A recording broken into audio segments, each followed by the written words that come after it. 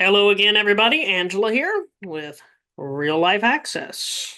And this is part two of our Mythbuster series. We're going to get into the incapability myth, which is a favorite of many of you, I know. Um, this is basically the belief that people with disabilities are less capable than we actually are.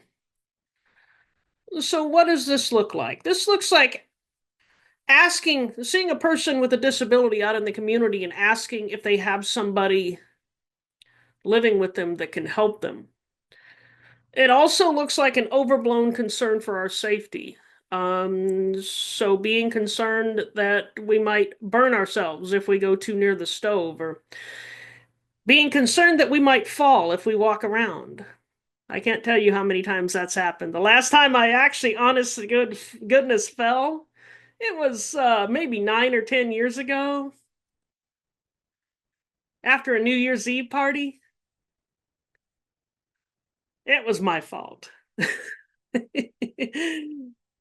As far as the stove goes, I've been cooking all my life. In fact, I barbecue. I actually like charcoal grills with fire and stuff. As that last bit of snark indicates, the incapability myth, it looks to us like doubt. Like you believe we can't do the things that we've been doing all our lives. And it's frustrating. It's frustrating, especially when we're faced with it multiple times in one day, and it's apt to to generate, sarcasm, anger. It it doesn't generate pleasant responses like happy birthday. So why do people think this? Well, the truth is that people with disabilities, as a broad category of people, have varying levels of capability, right? Some disabilities are actually more limiting than others. Um, Honestly, I think with the proper training, blindness is not that limiting at all. I mean, there's a few things, they still won't let me drive a semi truck, darn it. But blind people can do the vast majority of things the vast majority of times with proper training. Also, people with disabilities have different levels of experience with their disability. So, what I just said might not yet apply to somebody who just lost their vision. Like if you went blind yesterday, you're not going to have the same level of experience with blindness as, say, I do. So, you got to learn. You got to learn the tips and tricks. You got to learn how to be a blind person. And the other thing about this is, because we do things differently, we don't do things the way people are used to seeing us do them. That makes it look maybe like we're less capable. So if we're casting around to find an entrance, for example, we're looking for the entrance with our canes, and I'm talking about blindness because I am a blind person, but similar things apply to other disabilities. So if we're sitting there, you know, feeling around with our canes looking for an entrance, that's the equivalent of you glancing around with your eyes to try and find where the entrance is. It's the same thing, but it takes longer, it's different, so it looks to you like we're struggling when we're really not.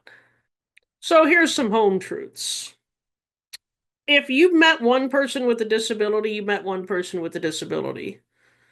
So don't judge all by the capabilities of one. Second is, if you've never had a disability, you don't have experience with a disability naturally. Therefore, how can you possibly know what someone with that disability is capable of? You don't.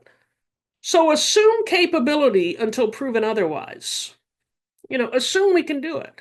If we prove to you we can't do it, or if there's some very logical reason, like my attempt to drive a semi truck, something like that, that's common sense dictates that okay, that's problematic. Um, but something like lighting a barbecue that many people might not think a blind person can do that I've been doing for decades, assume capability until proven otherwise. Approach with curiosity rather than skepticism. Of course you don't know how we do things, but ask how. Hey, how the heck do you light a barbecue as a blind person? How do you do that? What tips and tricks do you use to do that? Rather than skepticism. I wouldn't let a blind person light a barbecue. You can't do that. You sure you don't have your 5-year-old nephew helping you? So that's the incapability myth. And remember, whatever you think we can do and can't do, suspend that disbelief until you get to know us a little bit better.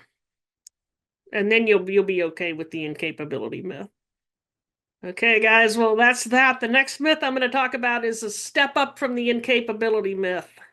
They can no longer deny our capabilities, but my goodness, how do we do these things anyway? It's so amazing. So, we're going to cover the You're So Amazing myth next.